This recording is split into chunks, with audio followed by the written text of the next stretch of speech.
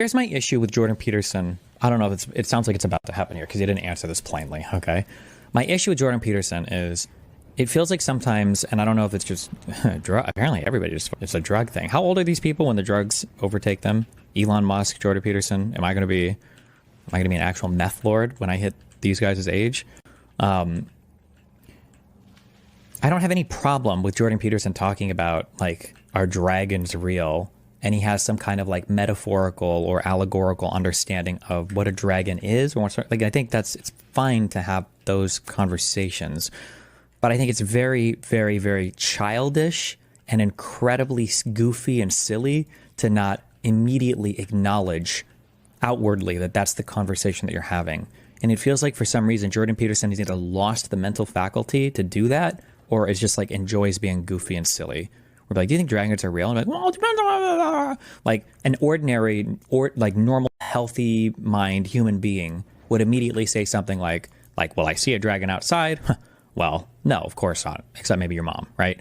But if you believe in some metaphorical or allegorical concept of dragon, and maybe you even would argue people in the past that spoke of dragons might have even been referring to a similar thing, then you would make those arguments understanding that you're speaking about something that's pretty that you're doing that, as opposed to this like weird world where people can't tell. Do you actually think dragons are real? Do you actually think Jews came out of Egypt? Like, I can't tell now.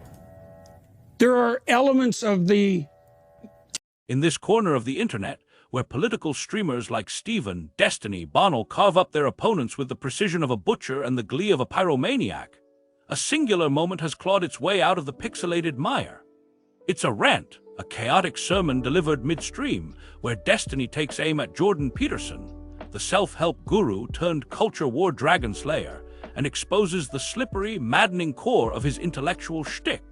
With a mix of exasperation and surgical wit, Destiny calls out Peterson's refusal to clarify whether his dragons are metaphorical or, God forbid, literal, accusing him of either losing his mental edge or reveling in goofy obfuscation.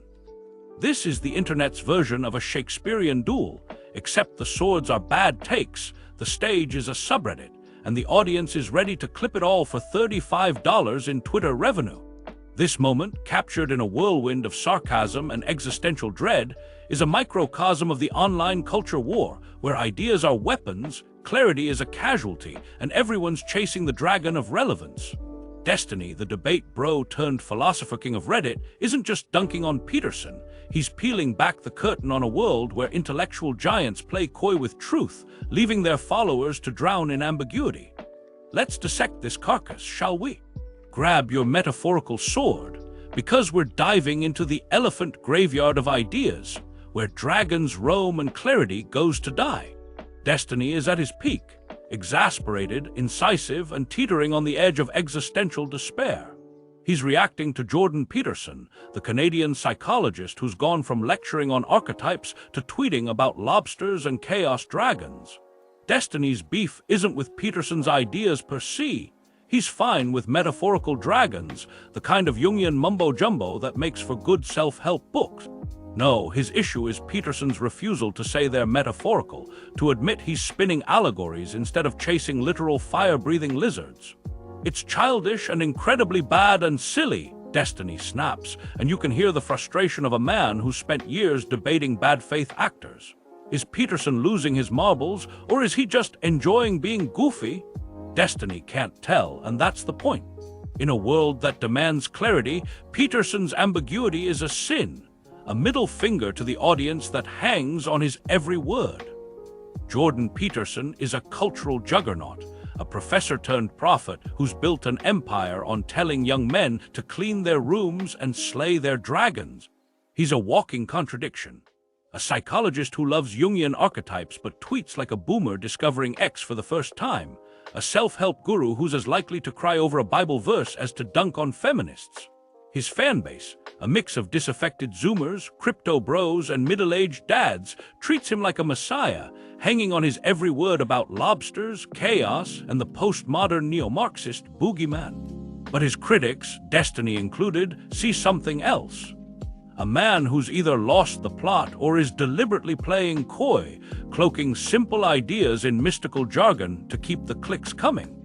Destiny's critique cuts to the heart of Peterson's shtick, his refusal to be clear.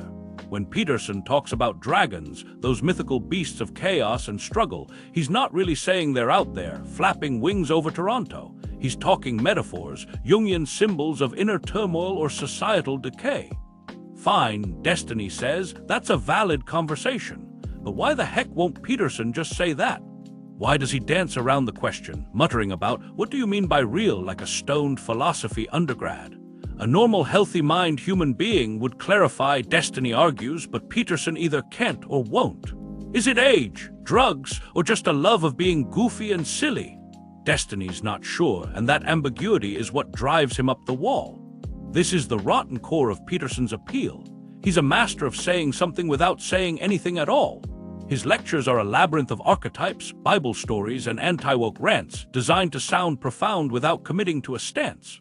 Dragons are real, but not really real, unless you think they are, in which case, maybe. It's intellectual quicksand, and Peterson's fans love it because it lets them project whatever they want onto his words. Struggling with depression. Slay the dragon. Hate your woke boss. Slay the dragon. Can't get a date. Clean your room and slay the dragon. It's a one-size-fits-all mythology, vague enough to inspire, slippery enough to dodge scrutiny. Destiny, the debate bro who lives for clarity, can't stand it. He's built his career on pinning opponents down, forcing them to define their terms, to commit to a stance. Peterson's refusal to do that isn't just annoying, it's like showing up to a chess match with a Ouija board, grinning as you move the pieces with ghostly vibes. In the elephant graveyard, where ideas go to die, Peterson's ambiguity is a cardinal sin, a refusal to play the game by the rules. And Destiny's rant is a call to arms, a demand for clarity in a world drowning in bullcrap. This is where Peterson's genius and his rot lies. By refusing to pin down his terms, he creates a kind of intellectual Rorschach test. His fans see what they want: a sage, a warrior, a father figure for a generation of lost boys. His critics see a charlatan, a grifter peddling pseudo-profundity to incels and crypto bros.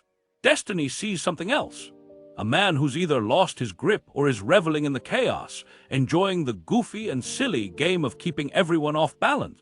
It's a performance, and Peterson's the star, twirling his metaphorical dragons like a baton while the crowd cheers or jeers.